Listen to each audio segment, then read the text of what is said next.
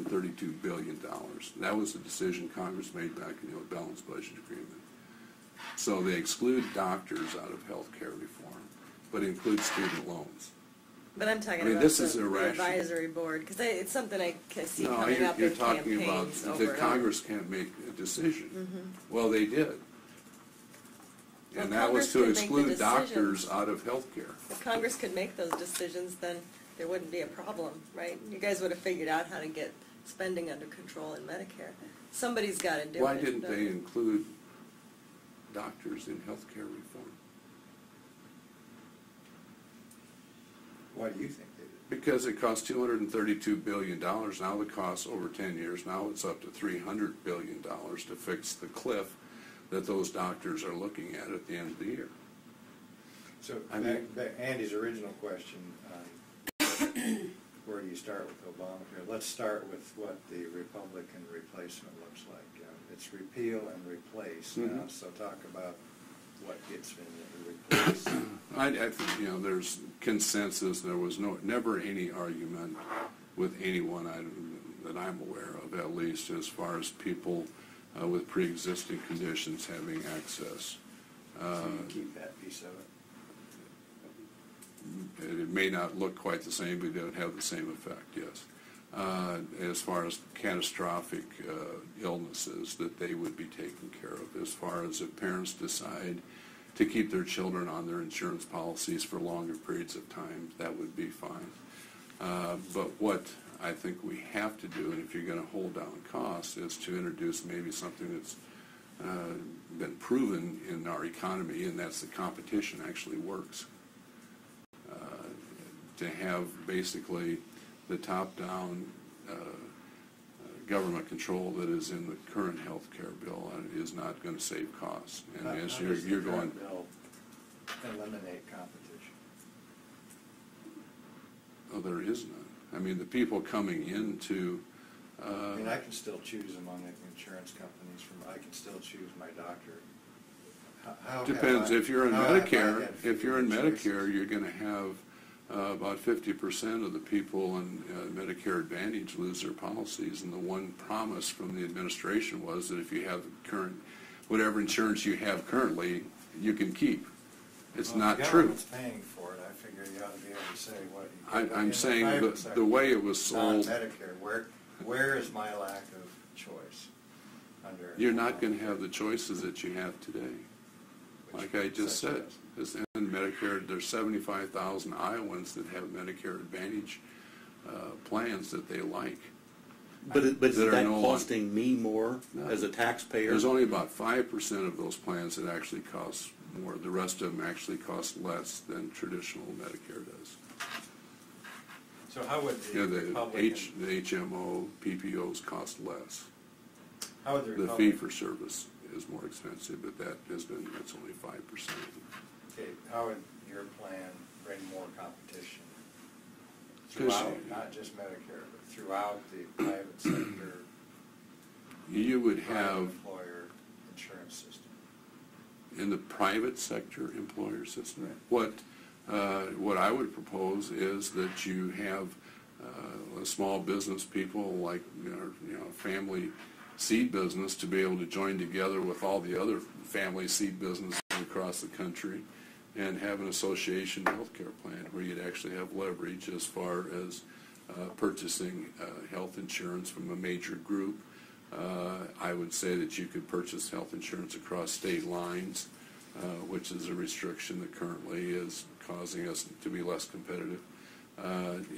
You've got to have competition in the private marketplace to hold down costs.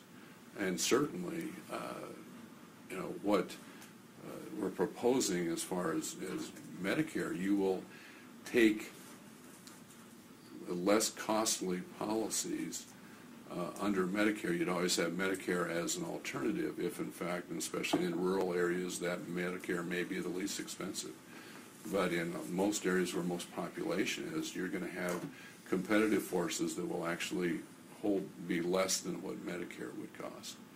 You take the second lowest bid for the same benefits as what's in Medicare. And I'd heard from folks who, for years and years, saying, why can't we have in Medicare the same thing that members of Congress have? That's exactly, and this is the only bipartisan proposal that's out there, is what I'm talking about. That you would have premium support the same way that they do in their prescription drug benefit and Part B, so that you would actually have choices in the marketplace and have a premium support plan the same as what members of Congress do.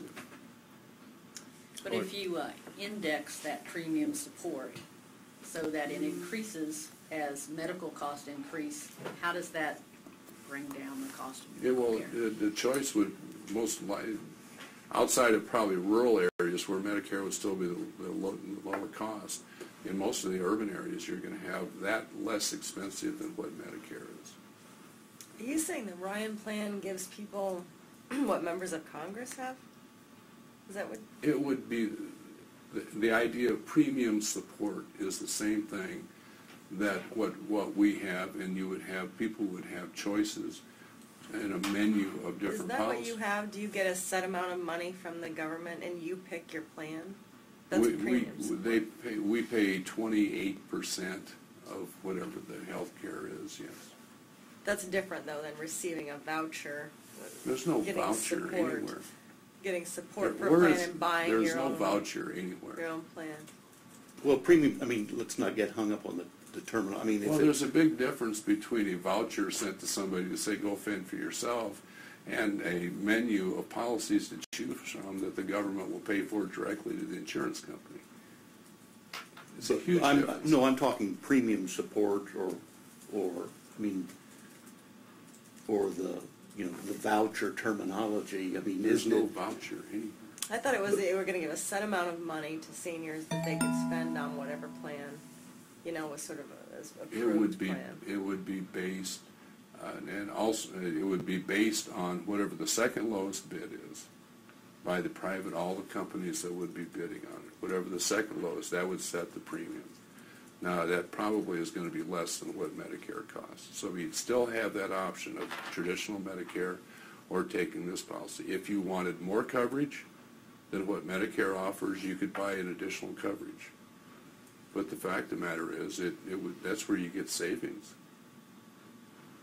I've never heard anyone describe the Ryan plan as similar to what members of Congress have. So. Absolutely. It's premium No. support. There is no, find the word voucher anyplace. I mean, to me, that's just a political word being tossed around to scare people. And it is not even serious to say that.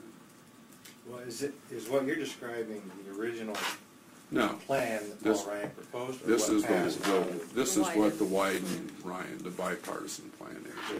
the second version?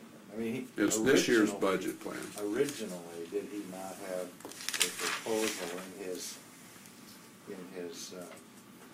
economic plan for basically full choice within Medicare? Whether you call it a voucher or premium support, you got money from the federal government through Medicare to buy a policy from whatever company you wanted.